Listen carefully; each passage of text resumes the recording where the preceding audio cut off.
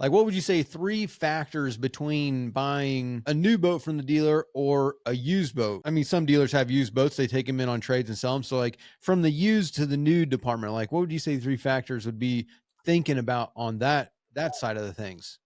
Hey there, sorry to take you away from the video, but real quick, did you know that on average a boat owner will spend between $1,000 and $5,000 a year just on servicing their engine? And you could actually pocket and save a lot of that money if you would just do the service yourself. It might seem like a daunting task, but I guarantee you virtually everyone can do it with our guidance and the Boaters program. This is just one skill that you could learn inside the program because we have hundreds of other videos teaching you all kinds of boating skills, as well as a weekly live stream where we have questions and answers with me, as well as a chat feature where you can send videos and pictures, ask all kinds of questions, or look for some advice or some guidance on a project that you're doing on your boat. You can join the program by hitting the first link in the description, clicking join, or visiting bornagainboating.com. Now back to the video. Yeah, the first one comes down to budget. Sometimes your budget dictates, I've got to go pre-owned, right? I've got to go used boat. And you can see the salesperson coming out at me. It's pre-owned. Like doesn't that sound nicer, Aaron? Yeah. Yeah. Pre-owned with a warranty. Yeah. So, hey, sometimes it's just budget. Budget dictates I've got 30 grand. All right. And I want a 21-foot center console. Well, you just aren't going to find anything in that price range new. So that dictates you got to go used. But the other things you want to consider is your budget. How are you going to use the boat and how much are you going to use the boat? Maybe you have the ability to spend a lot, but you just don't want to because, man, we're going to use it 10, 15 times a year and we got baseball, but we do want to get on the water. Used is a great way to go where you can buy it. If it doesn't work out, if it's not exactly what you want and you go to sell it, you're not going to take a big hit on financial wise, right? Right. If you're somebody that's like, I'm very risk averse. When I buy something, I have no mechanical skills. I don't want to mess with it. I don't want to deal with it. Well, now the used or the new from a dealer becomes more appealing because, hey, something's not right. I call up my dealer and I say, hey, something's not right. Probably is under warranty unless I did something to break it as a new boater, which happens. It's one reason why we created the Boater Boot Camp that you can get for free. But there's so many new things when you enter the boating world that having that support of a local dealer can be super, super valuable. So that would be the other. Now, I personally, I can look at a boat and you can do the same thing. It'd be like, this is a good one, or this is a bad one, or maybe I need to dive a little deeper to tell. We can look at those things. It's some of the content I have on the channel, but buying from a private individual can be a great option if you're smart about it. Sometimes you can get a little bit better deal because they have one boat to sell. Yep. And they just, their motivation may not be financial. Their motivation may just be get rid of it. Their motivation may be, I want it to go to a good home. Like there's some weird emotional stuff that us boaters have to attachment to our boats. And so if you know what to look for buying from a private individual, it can be a great option. Go to Facebook Marketplace or Boat Trader or just driving around your community and you can find some amazing boats. But if you're buying from a private individual, you have to really slow down on the inspection process. You have to really look at that boat because assuming that the boat seller is an honest and ethical person, they just may not know some of the things that are wrong with the boat. So you have to be aware of that and it's on you to find it. So that's when you look at private sellers, that's kind of what I think about. Could be a great opportunity to get a good deal, but a lot more risk. If I buy a used boat from a dealer, their reputation's on the line. There's some legal precedent of recourse if they sell you a lemon that you can come back, or they didn't tell you something about the boat that they should have. There's case law that says they're responsible for disclosing any issues with the boat that they know about or should know about. And so there's you reduce that risk a little bit if you go used and buy from a dealer. And then you also have the local support and the knowledge and access to their services too, which can be valuable as a new boater. Yeah, it's a lot less. There's a lot less of a chance that the dealer's going to change their phone number, whereas the private seller might get he might go Yeah. get, a new Mobile One phone and like, whoa, Bob, where I did you go? I just talked to you last week when I wrote that big check. Where are you now? You said you would answer my call. yeah, Yeah, that's too funny.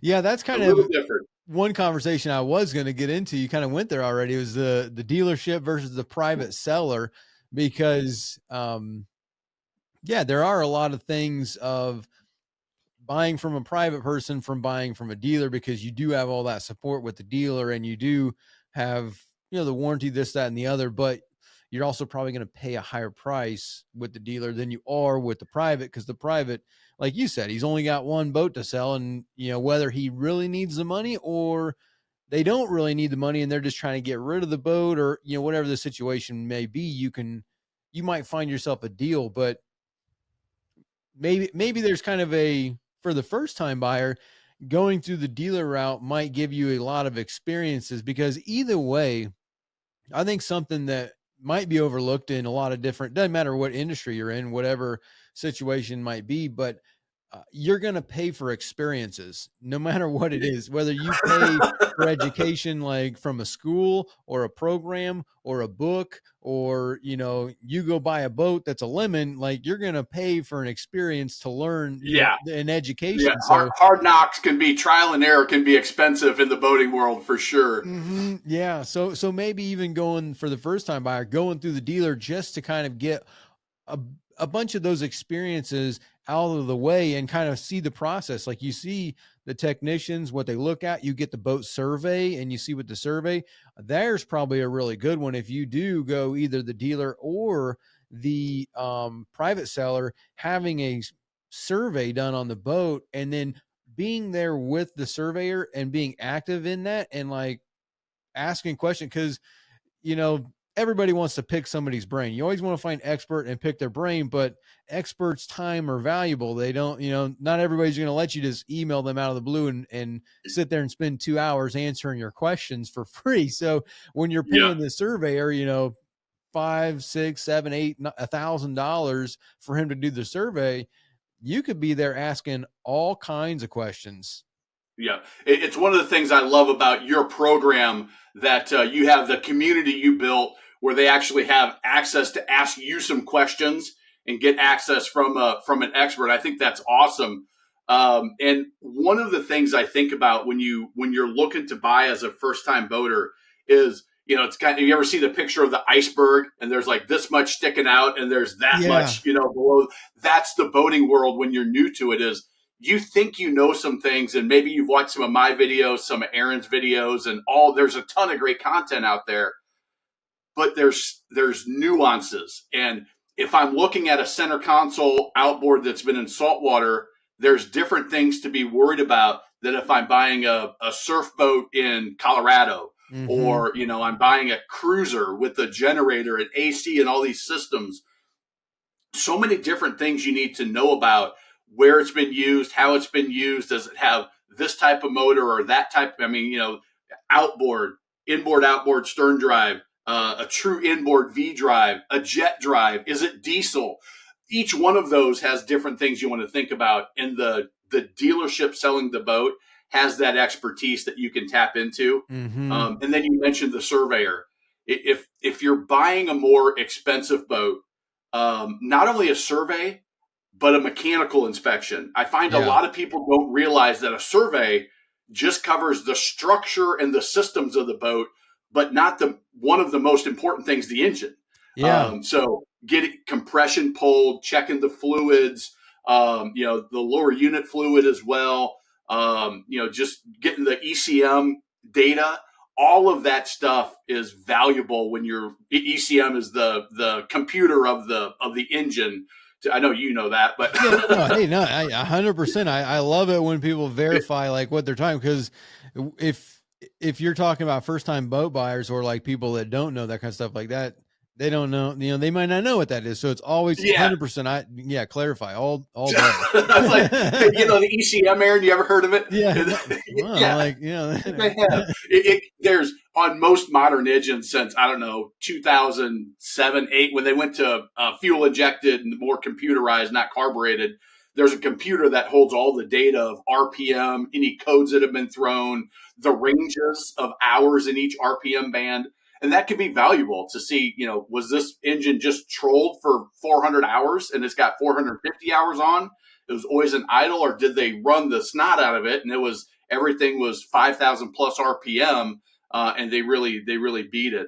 So those types of things can be helpful to know, and don't skipping one little thing or missing one little thing can essentially have the boat be worthless. I had a customer or a subscriber in my community reach out and say, Matt, I wish I would have found you earlier because I bought this boat and I didn't do a sea trial. And when I got the boat home, it was cold, so I didn't do it. Got the boat home, ran it in the spring, and little did I know that it didn't get winterized and it was leaking water. It had a catastrophic issue. And happens every year. Happens every year when people buy a boat and don't do the sea trial, and that's an expensive mistake. It's a tough mistake to take as well. Yeah, those little things that go from, it's not always just the live well doesn't work and it costs you a couple $100 to change the live well. It's, the engine didn't get winterized and you got a crack in your block and you need a Yeah. $4,500 repower base Yep. essentially. So it's also good that you talk about that, because like also where you're at, like you were saying, the wake boat in Colorado versus the center console in Florida, South Florida, and saltwater, the dealership or the people in that area are going to have the expertise that the other ones are not, because the experiences are going to be completely different. Like, for me, I work on a lot of center consoles, a lot of outboards, stuff like that. We don't see a lot of jet boats and wakeboard boats down here, whereas up in South Carolina, you're going to see a lot more of those inboards, the Regals, the Sea Rays, the the Mastercrafts, the Malibus, all that kind of stuff in the Yep. pontoon boats. So the dealership and the mechanic and the technician and the survey and the inspection people in that area are going to have way more experiences with those boat brands, with the engines, the problems that those boats have had, and just all Yep. those nuanced things of the location that will happen, opposed to someone 1,000 miles away in their experience. I'll tell you a story. My brother bought his first boat. Like I said, we grew up. I was 5 years old. He's a couple years older than me. Him and my cousin decided to buy a boat. So they're looking around on Boat Trader and they find this smoking deal. And I grew up in Nebraska, so Midwest. Smoke and deal this boat in Boca Raton, Florida. They're thinking, "Oh my God, this price it's such a good deal. I love it." They hop in the truck, they negotiate the deal. We're coming down with cash. They drive down, 18 hours to Boca, get on the boat, and they see it, and they're like, it's a little dirtier than I would hoped. But they took it out and they just idled around in around by the marina. They didn't even take it out. And get up And on they were plane. so excited. They were so committed by the time they hopped in the truck in Nebraska to end up in Boca. Like that boat could have sank and they still would have bought it. But they got so excited and giddy about buying their first boat that they should have known better. They'd been around boating for a decade as younger people. They get the boat home, and a couple of things. One, it's got saltwater issue. The wiring is corroded already, and the gel coat is trashed and just damaged. And they didn't pick up on this, but it had a Volvo drive, a Mercruiser throttle, and a Mercruiser engine. And they got there and they realized in Nebraska there are no Volvo technicians. So and so they didn't. Those kind of things didn't even dawn on them. Can I get this boat serviced? So if I buy a particular brand of motor or style of boat, can I find somebody to work on it in my area? Mm-hmm. And if I'm a freshwater person and I'm going to saltwater, slow it way down, because as you know, saltwater is so incredibly harsh. I had the guy that helped me put my Confident Coastal Captain training program together. my confident coastal boater, he's like, the only thing saltwater doesn't damage is saltwater. Like everything else, saltwater is just tearing it apart. So us freshwater people have no concept of it. That I heard you say when we were on a podcast last year, like a 10-year-old boat in saltwater is probably on its last leg, no matter Yeah. how many hours are on the motor. And Hmm. I was like, oh my God, that's probably right. I didn't even think about it because I'm, most of the time in fresh water. So just be careful, freshwater people. Saltwater is a different world. Yeah. Yeah, the emotional aspect of buying a boat is definitely a real thing, especially when you put that story into perspective and you think, okay, here's people from Nebraska, right? And all you have is you've got fields, you got some hills, you got grass, you got corn, you got, woods, and so like you don't have the ocean. So for you driving to Boca Raton, emotionally, like, so physically you're on a mission to buy a boat and not get ripped Yes. off. Yep. Emotionally you're on vacation going to the ocean to do a test drive in the ocean, so like, the It's an emotional adventure, aspect is man. I mean, overwhelming. come on. Yeah. Yeah, so definitely let's talk about that. The emotional aspect of buying a boat is real, but also if you can step out of that emotional trance that people get in when you're spending money, or you spend 2-3 weeks a month looking at boats and you got 10 grand in the bank burning a hole in your pocket. But what would be some red flags when buying a used boat? Like you get on the boat and you see XYZ, what would be like, no way, I'm, walk away from the deal type stuff. Yep. Yeah. So, number one, if you ask to do a sea trial or a demo and they say no, like that is such a big red flag to me. Unless you're in Minnesota and the lakes are frozen and you just cannot find open water, that would be the only reason. And then my advice would be wait, don't buy that boat now. Nobody else is going to buy it. And if they do, you probably lucked out. Mm-hmm. Wait until you can demo it. That's a huge red flag. Actually, looking at the boat, I don't have my big one here, but take a screwdriver with you, the big flathead screwdriver, and you can tap on the hull. You're looking or really listening for, this here. We'll tap on this. That sound is a bad sound. It's kind of hollow. It's what you want it to be is like you're hitting glass, like a tink, tink, tink. You Mm-hmm. want it to be nice and solid. That's the indication that there's some water has gotten in the transom or anywhere around where there's a hole through the gel coat and the fiberglass.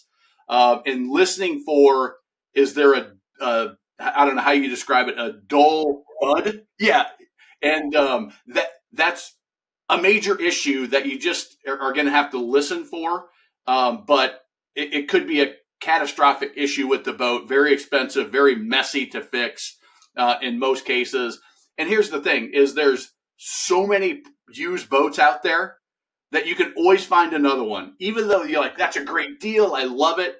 There's another boat out there. If there's enough red flags or a big enough red flag, just walk. Don't get too excited. You'll be glad you did. So that's number one.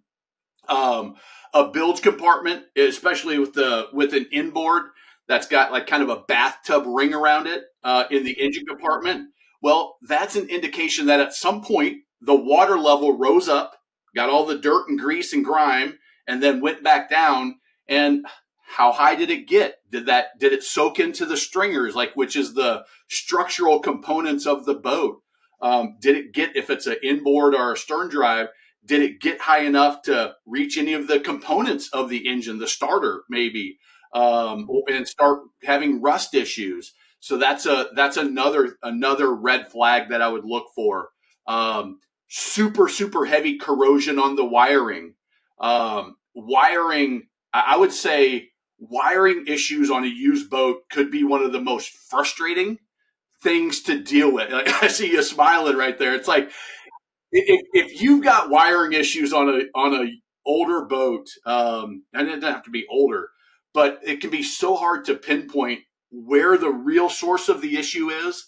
And sometimes the answer is you got to rewire the whole dang thing. And I've never done it, but I've seen some videos that you have on it. And I know in your community, you've got some videos on how to actually do it.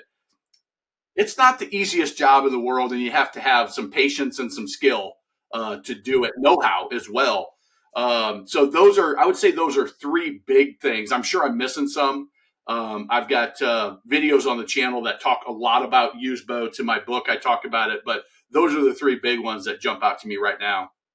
Definitely wiring is I try to think of things that are going to cost a lot. You know, the boat break out another thousand, like Yeah, things that are going to cost you another one. But these days with the prices, it's not just break out another thousand, it's break out another 10,000. So you're kind of like, yeah, whoa, you know, like, oh, rewire the boat, that's 10 grand. Oh, my engine's messed up, that's 10 grand. Oh, the hull's messed up, that's 10 grand. Like, whoa, you know, it's not like, you know, oh, my bilge pump's not working. No, that's $200. Okay, well, it could be big things. So definitely, like you said, the oil line coming up on the sides or the ring around it, that is a really good analogy to say. I think that's definitely, because that's just a visual inspection that you can do, and this is something you don't have to have a trained eye or yeah. really even know what you're looking at. Just know that, oh, that's not right, you know, that kind of. So if you like this clip, you can watch the full podcast over here, or you can watch another clip over here.